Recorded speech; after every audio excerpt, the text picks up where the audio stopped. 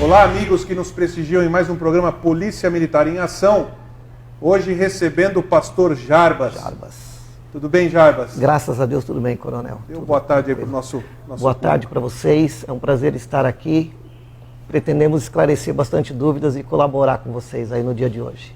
O Jarbas é um importante personagem, se assim nós podemos dizer, e que colabora muito no combate e no auxílio aos dependentes de drogas, né? Isso. Eu queria que você falasse um pouco dessa iniciativa, que é muito louvável. Sim. E venha ao encontro do que a gente fala aqui, que é segurança pública, né? Exatamente. Eu acho que tem tudo ligado à segurança pública, à saúde, né?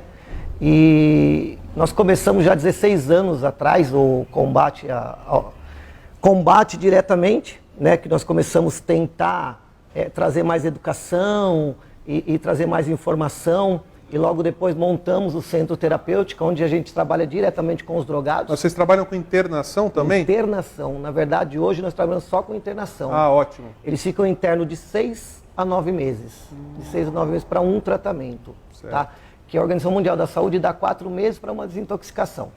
Então nós trabalhamos com uma desintoxicação e depois com uma ressocialização. E só adultos ou tem menores de idade também? Então, hoje em dia, para trabalhar com menor de idade, nós precisamos do auxílio do Conselho Tutelar. Certo. Mas o Conselho Tutelar, geralmente, ele autoriza. Geralmente autoriza e nós trabalhamos lá. Porque quando ele vai lá, ele fica recluso de tudo. Não vai na escola, não participa. Então, o Conselho Tutelar tem que ser avisado para ele estar conosco internado. E o teu interno adulto, é lógico que ele precisa se voluntariar, ou seja, ele precisa querer se tratar, não é verdade? Exatamente. Existem 2 tipos de tratamento. Tem o voluntário e o involuntário. Certo. Né? Nós trabalhamos exclusivamente com o voluntário.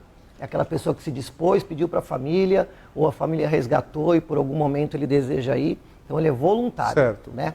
A gente põe uma data porque a gente sabe que é necessário aquele tempo para ele se recuperar. Certo. Se ele sair antes, infelizmente, ele não vai ter. Então a gente põe de 6 a 9 meses. Certo. Mas ele é totalmente voluntário. E o involuntário? É uma internação compulsória? É judicial? Compulsória. Então existe a judicial e a não judicial. Certo. Porque hoje a lei, ela deixa o parente pegar, levar e vai se tornar judicial. Certo. Vai se tornar judicial. Ele pode ficar lá, ou seja, eles têm autorização para mantê-lo lá. E a custódia é tua, você não pode deixar ele sair? Não posso deixar ele sair, mesmo sendo voluntário. Certo. Mesmo sendo voluntário, ele só pode sair de lá acompanhado por alguém da família. E são etapas? Ele vai vencendo etapas? Como é que funciona? Vencendo etapas, ou seja, a gente trabalha com os 3 primeiros meses, uma coisa bem intensiva mesmo. Certo. Porque o tratamento, ele é, primeiramente, físico, certo, né? Porque o camarada, quando ele começa a usar droga, o físico dele muda. E ele vai se tornar um dependente físico. Então, físico, terapêutico, porque o terapêutico a gente perde tudo, né? O cara não penteia o cabelo, não arruma a cama, certo, não escova dente, não tem horário para nada. Terapêutico. Aí depois vem o psicológico. Depois que a gente vai trabalhar o psicológico. E quando ele está com de 4 para 5 meses, tal, a gente entra com o psicológico. E como nós somos evangélicos, por último de tudo, tem a parte religiosa. Ah, sim. Eu acho que é importante para o nosso público essa explicação em detalhes. Sim. Até para aquele que precisa de tratamento e nunca se convenceu, falar assim, poxa, eu gostei da explicação do pastor Jarbas, acho que eu vou procurar. Exatamente. E aí, ele querendo procurar, procura quem, onde é? Então, nós estamos aqui em Budas Artes, no bairro da Ressaca, Estrada dos Engels, 1850. Certo. Nós temos um site, que é CT Filho Pródigo, e nós temos algumas páginas na internet também, no Facebook, que é CT Casa de Apoio Filho Pródigo. Então, aí você tem Ele um caractere vai- aqui embaixo da imagem, Sim. né? Procura... Vai estar lá os nossos telefones, né? Direto, 4703-2190. Vai falar comigo direto. Certo. Passa por uma entrevista. Certo. Né? Depois da entrevista, ele estando apto para... Porque às vezes a pessoa fala para a família que quer, mas chega lá ele não quer tanto assim. Certo. E é necessário que... O voluntário é necessário que queira mesmo. Que deseje aquilo. E qual é a tua capacidade de internação lá? 50 pessoas. Hoje você tem quantos lá? Hoje nós temos 30. 30. Nós paramos com 30, coronel. Por quê? Porque mudou uma portaria esse ano, né? E diz que você tem que ter 30, se você tiver 31, tem que ter outro módulo. Então nós Entendi. paramos com 30 agora, até resolver isso da portaria, para a gente ver se põe mais gente ou se mantém os 30. Aí seriam 2 módulos de 25. Dois com módulos 50. de 25, exato. Certo.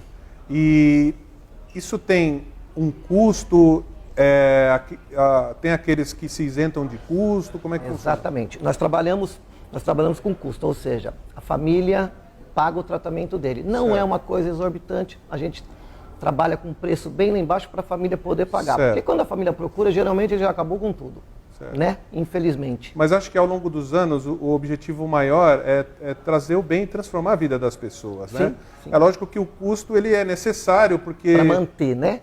para manter a instituição de pé, né? Exatamente, porque uma instituição hoje, ela gasta com psicólogo, com enfermeiro, com terapeuta, né? Então ela tem todo esse gasto. Então é necessário você cobrar para você pagar e ter um bom trabalho. Porque quando você não cobra, você não tem um bom trabalho. Você não pode oferecer um enfermeiro, você não pode oferecer um psicólogo. Então é bom que você cobre pouco, mas você ofereça todo tipo de trabalho, né? Para que eles venham se recuperar. Porque se você for deixando a pessoa lá, infelizmente não vai ter uma recuperação. Certo. Você tem que estar passando psicólogo, tem que estar fazendo as laboterapia, tem que estar passando com psicoterapeuta, conversando. Às vezes a gente tem as pessoas que se afastam do trabalho. Quando se afasta do trabalho, ela tem que passar no psiquiatra, Certo. porque senão não se afasta. Infelizmente, o filho de um amigo passou por esse drama, porque é um drama para as É famílias difícil. quando você tem o envolvimento de alguém com essa dependência química, né? E ele, de forma muito emocionada, explicou esse passo a passo. Era uma instituição, inclusive, no interior, próximo a Marília. Sim. E ele falou assim que era uma internação de 1 ano. E ele já tinha sido avisado que a última etapa, quem abria o portão da instituição era justamente aquele que estava se tratando. E ele ficava naquela ansiedade, porque eles falavam assim, é aproximadamente 1 ano. Exatamente. Pode ser um pouco menos, um pouco mais. E quando ele foi fazer uma visita, que ele viu que é uma coisa até que arrepia a gente, ele falou, quando abriu o portão e eu vi que era meu filho que estava abrindo o portão, eu já sabia que ele estava pronto para sair. Estava pronto. Então, lá funciona mais ou menos assim, ele vai até o momento que ele, Isto. nesse instinto colaborativo, ele se vê realmente abrindo o portão para poder sair. Exatamente. Na verdade, quando ele chega, a pessoa que alcança os 9 meses, ele está totalmente pronto. Ou seja, ele deixou tudo para trás, né? Algumas instituições, igual o senhor fala, trabalham com os 12 passos, né? Certo. Eu não trabalho com os 12 passos, mas é equivalente, porque nós, há 16 anos, nós fizemos uma apostila, então nós trabalhamos com apostila semelhante aos 12 passos. Certo. E quando chega na parte que ele faz o inventário dele, na parte que ele conta todos os seus problemas, todas as suas dificuldades, quando ele perdoa pai, perdoa mãe e tem o perdão deles, automaticamente a recuperação fica bem mais fácil. Certo. Então, depois do 6º ao 9º mês, se ele ficar, a recuperação dele vai ser plena. Tá, até por ser uma instituição evangélica, a palavra do Senhor ela é presente no dia a dia. A oração. Todos os dias. O interno, ele necessariamente precisa ser um cristão? Não. Não? Lá a gente é ecumênico, né?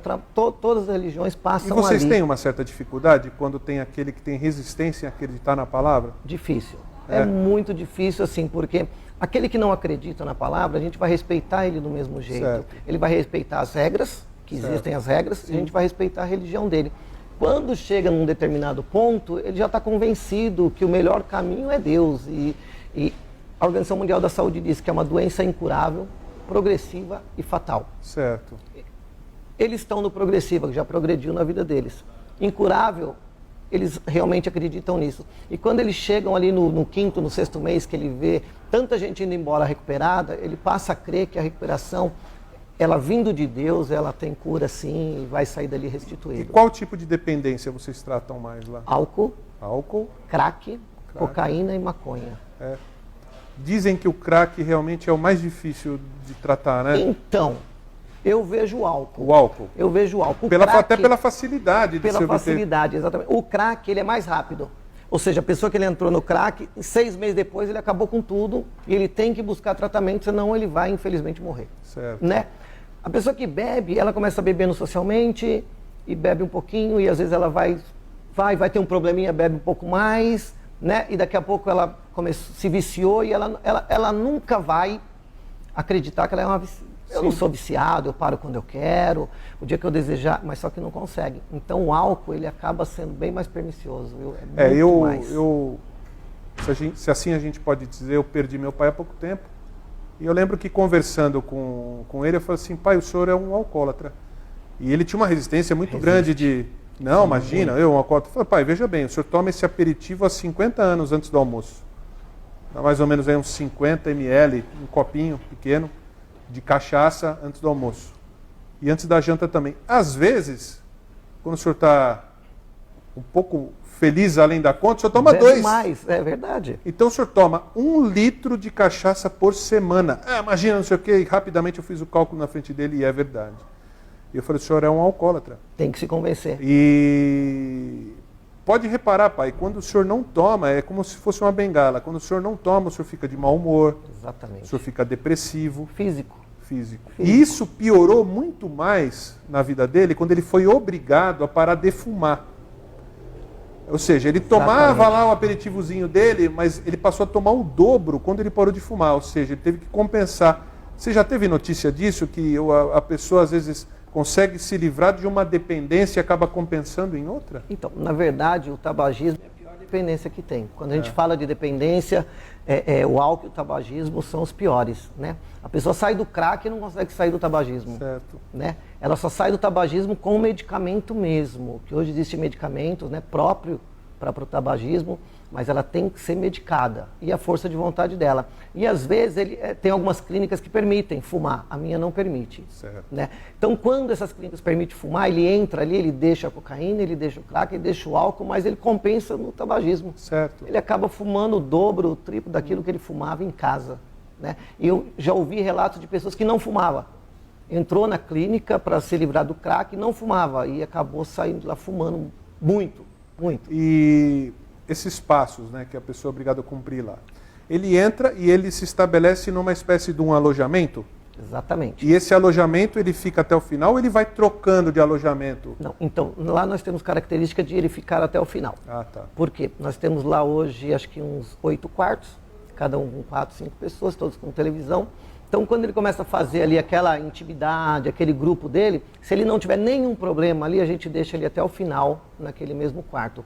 Porque nós vimos ao longo do tempo que às vezes tem essa dificuldade, que ele cria um grupo, quando ele muda para um outro grupo, aí ele tem algum problema, alguma dificuldade, aí você fica mudando muito. Sim. Quando você deixa, ele passa a ser, vamos supor, ele está com 5 meses, entrou um que está 1 mês, vai olhar para a vida dele, como que está a vida dele. Quando ele está com 9º mês para ir embora e tem um outro com 1 mês, ele vai dando conselho, ele vai sendo o conselheiro do quarto. E qual é o momento mais crítico? É na fase física ou na terapêutica, onde ele tem aquela crise e muitos não tem como, eu quero sair? É na física. Na física, é no começo. Porque no começo ele tem muita dificuldade, ou seja, o alcoolista vem tremendo, né? Aquela tremedeira louca, aí ele acha que se ele beber, para. E para mesmo, né? A gente sabe disso, né? Porque é físico, né? E ele quer o quê? Ele quer beber. E no 3º, no 4º dia, ele perde a memória. Ele não lembra mais das coisas. No 6º, no 7º dia, quando ele recobra a memória, ele quer ir embora. Ele fica louco, eu quero ir embora porque tá ruim. E tá mesmo. Eu não paro de tremer, eu tô convulsionando. Eu tô com náusea, eu tô passando mal. Porque dá tudo no físico. Por isso a gente entra com medicamento. Passa no psiquiatra, medicamento, aí vai acalmando, vai melhorando. Quando a gente trata com medicamento, pelo menos os 30 dias, aí depois fica bem mais fácil de se tratar. Então, o primeiro mês e 5º mês, ele é 4º por 5º é complicado. Eu tenho impressão, até que o nosso público tem uma curiosidade Sim. que não é só minha. Das pessoas que saem curadas, qual é o índice de retorno? De cada 10 pessoas, quantos não conseguem e acabam voltando? Nós fizemos um balanço durante 5 anos, nós conseguimos recuperar 40% daqueles que entram. 60% infelizmente voltam a usar droga, vão ter problema, vão ter dificuldade e retornam ao tratamento. Hoje nós temos cerca de 30% hoje, no dia de hoje nós temos 30% de reincidentes. Você já ouviu falar, logicamente, do nosso programa ProERD? ProERD, que é o Programa de Repressão à Violência e às Drogas. É um programa que completa agora, inclusive, 23 anos. Sim. E é um sucesso. Não é uma ideia original da Polícia Militar do Estado de São Paulo. É uma ideia importada dos Estados Unidos, que é um sucesso há muitos anos lá. É um sucesso aqui em todos os estados do Brasil. Você já acompanhou, você já teve a curiosidade até de perguntar para o teu interno, uma vez que tem 23 anos em São Paulo, se ele já passou pelo ProERD ou não? Então, a maioria é assim. Vou explicar bem direitinho para todo mundo que está entendendo. Isso é importante. O que acontece? Existe a pessoa que se envolveu com droga, e ela tem até classe social, né, o pai presente, a mãe presente. E nós temos aquele que se envolveu com droga e ele era um órfão com pai e mãe, né? Esse infelizmente, ele traz a marginalidade com ele. Entendi. Ele traz a marginalidade. Esse é um pouco mais difícil de você se tratar. E quando você conversa, você vê que aquele que participava, ele passou pelo ProERD, ele foi instruído, e às vezes quando a gente começa a falar, ele já, não, eu sei disso, eu lembro daquilo, olha, é esse mesmo, então ele já passou pelo ProERD, né? Então nós vemos ali aqueles que não passaram, que infelizmente traz a marginalidade com ele, que infelizmente, hoje é assim, o pai trabalha, a mãe trabalha, o filho fica onde? Sozinho, né? Quando ele não está na escola, ele fica sozinho. Né? Nessa parte que está sozinho, ele está sendo vigiado por alguém, adotado por alguém. Infelizmente, a gente sabe que é assim, não adianta a gente tampar o sal com a peneira. Ele vai ser adotado por alguém que vai dar aquela devida atenção para ele. Né? E geralmente é o traficante. Esse, ele viu pouco do ProERD, ele não gostou do ProERD, mas nós temos pessoas ali que você começa a falar, ela já se identifica. Entendi. Né? Nós temos o Sargento Bonfarini, que ele é muito parceiro meu, né? Legal. E ele fica muito comigo, fala um pouco do ProERD na casa de recuperação e a gente vê bastante deles. O GEPAD também agora da GCM faz uma diferença tremenda. E né? Eu reforço isso aí, coloco à tua disposição, o 36º Batalhão aqui em Embu e a Polícia Militar com certeza para estar participando junto desse processo, o que você precisar. Exatamente. Eu tenho um corpo forte aqui, atuante, o Sargento Fábio. Ele já está há mais de 20 anos, ele é praticamente um fundador do ProERD na região. E ele é um instrutor, ele habilita inclusive instrutores de ProERD. É muito interessante. Se um dia você precisar, eu te coloco à disposição. Porque assim, o que a gente precisa ver? A gente precisa ver que daqui a alguns anos a gente não vai precisar de recuperação. Não precisa de centro terapêutico. A gente precisa agora de educação. Né? Quem traz essa educação são os professores, o ProERD, o GEPAD. Isso. E a minha vontade era prevenção. A minha vontade era trabalhar com prevenção. Porque o ProERD faz um trabalho extraordinário. O GEPAD, um trabalho extraordinário. Polícia Civil agora, esse ano, vai começar, né, o ano que vem, com um trabalho também semelhante ao ProERD. Então vai atingir muitas crianças. O que a gente precisa é educação mesmo, né? Precisaria investir mais na educação para ter menos drogado. Agora, Jarbas, é uma pergunta que eu venho aqui segurando, deixando para esse finalzinho do nosso bate-papo, que, aliás, super informativo. É um drama a Cracolândia, né? Um drama. E aí eu tenho certeza que você vê na televisão a forma como é direcionado, cada vez uma solução, uma mais, não vou dizer equivocada, mas sempre tomam caminhos diversos, na tentativa até de acertar. Mas você, como uma pessoa, um estudioso, um praticante do tratamento, você vê alguma solução para aquilo? Qual é a dica que o pastor Jarbas deixa para a solução da Cracolândia? Então, a curto prazo era internação. A curto prazo, internação. Porque eu sou totalmente favorável... Mas você acha que essa internação tem que ser compulsória? Ou seja, o judiciário tem que realmente arregaçar as mangas e analisar caso a caso e internar? Exatamente, é polêmico. É polêmico, mas eu sou a favor da internação compulsória. Porque eu trabalhei com meninos lá que, ao primeiro momento, era compulsória. Ah, eu vou levar você para determinada centro terapêutico. Tá bom, pode levar. Depois de 3 meses, ele ligava para a mãe: mãe, eu quero ir para lá. Eu quero ir para uma voluntária, porque eu vi que é necessário. Então, a pessoa que está ali na Cracolândia, ela não consegue se convencer de forma nenhuma. Nós não conseguimos convencê-la que ela é drogada, que ela precisa de ajuda. Mas se você partir para uma compulsória, 30 dias depois, ela vai falar: poxa, eu quero essa vida de volta. Eu quero estar penteadinho, eu quero estar com o meu escovando o dente, eu quero estar bonito, eu quero ser assim, eu quero... E então, é dramático, os sonhos né? voltam. E é dramático, Jarbas, porque a gente vê as reportagens na Cracolândia e você vê que tem diversas origens ali. Você vê artistas, não escolhe estrangeiros, classe. Gente com dinheiro, sem dinheiro. Por quê? Porque a droga impacta, não interessa o nível social. Não importa. E eu quero deixar claro para o nosso público que a internação não é uma tentativa de tirar a segurança pública, ou seja, as forças de segurança do sistema. Não. Mas é que precisa ser uma decisão multidisciplinar, multifacetada. Exatamente. Ou seja, a polícia sim tem que trabalhar forte, prendendo os criminosos que fornecem drogas aos consumidores ali, aqueles que habitam a Cracolândia. Mas esse tratamento não pode deixar de existir. Mas, sim, Jarbas, eu queria agradecer demais a tua participação, um papo fantástico. Foi um prazer. Eu tenho certeza que mais para frente nós precisamos marcar uma nova entrevista para um novo bate-papo. Sim, nós estamos à disposição. Muito obrigado. Polícia Militar, você pode confiar. Obrigado. Estamos aqui no 1º DP de Taboão da Serra com o 3º Sargento Márcio, que esta semana fez com que muitos bandidos se preocupassem e sumissem de nossa região, visto que em Taboão da Serra, na região da 2ª Companhia, tem acontecido muitos assaltos. E o sargento e sua equipe hoje prendeu uma quadrilha. Conte para nós como que foi essa ocorrência. Estávamos no dia de patrulhamento pela região ali do Parque Pinheiros, quando recebemos uma denúncia de um roubo de uma pizzaria. E exatamente na estrada Kizamon-Takeuchi deparamos com os indivíduos. Eles tentaram fugir, entraram numa rua sem saída, tentamos abordá-lo, porém um dos indivíduos que estavam dirigindo tentou me atropelar. Eu tive que usar de força para que ele se rendesse. Esse o fez, se rendeu. Porém o comparsa dele, eram 4, né? Um deles estava armado, apontou a arma para a nossa equipe, tentou atirar, porém a arma não funcionou.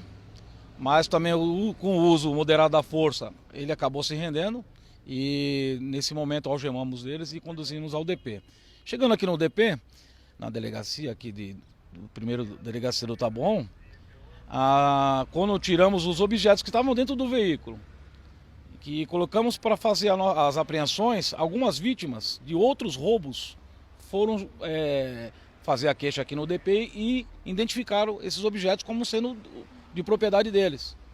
Foi nesse momento que foram contabilizados pelo menos umas 10 vítimas aqui nessa delegacia. E cada uma em um local diferente. Então eles andaram fazendo uma arrastão. Essa quadrilha perigosa, uma quadrilha muito perigosa, que está presa e espero que a justiça assim a mantenha, porque o nosso serviço foi feito. A Polícia Militar foi lá, cumpriu o seu papel. Porém agora a gente depende também da outra parte, que é a justiça.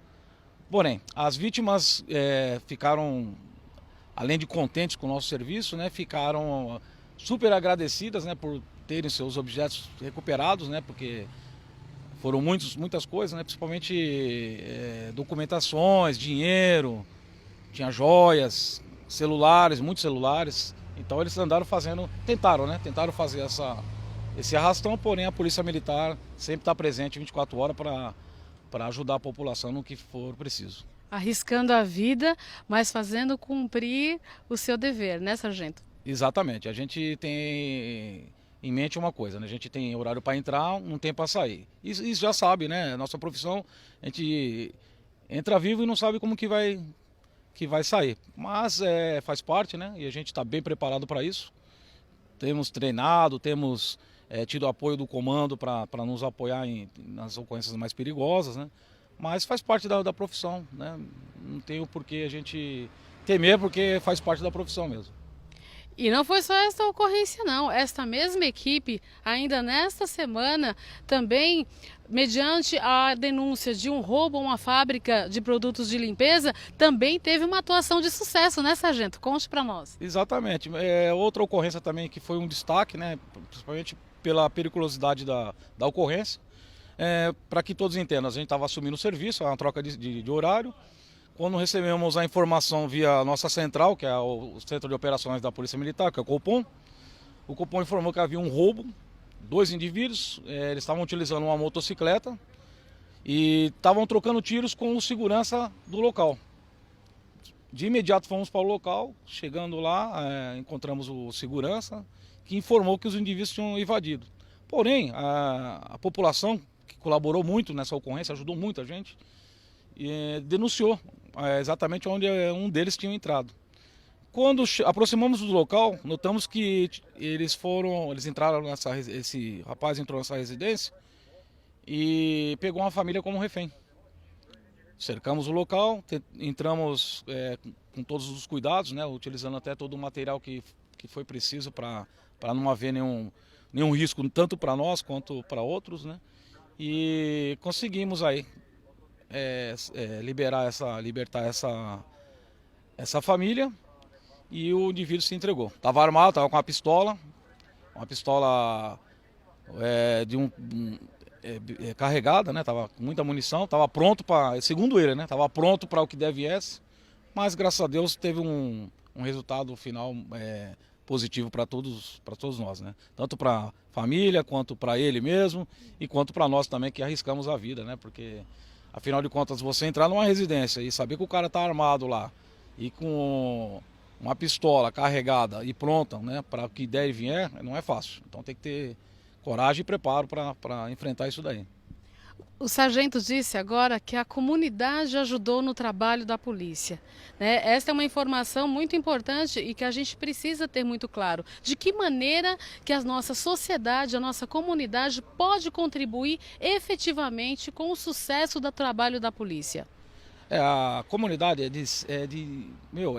muito importante para a Polícia Militar, porque as informações só vêm para nós através da comunidade. Então a comunidade ela pode denunciar, ela nunca vai ser identificada, pode ficar tranquilo. Nós temos hoje canais, né, e temos meios para que você denuncie, faça a sua parte, porque se você fizer a sua parte, você pode contar com a Polícia Militar que ela vai fazer a dela. Nós vamos prender quem tiver que prender e vamos atuar na hora que tiver que atuar. Então a comunidade ela é muito importante nessa hora. Ela tem que colaborar com a gente, como tem feito muito. Nessa ocorrência mesmo, se não fosse a comunidade, talvez a gente não teria tido esse sucesso, né, com essa ocorrência.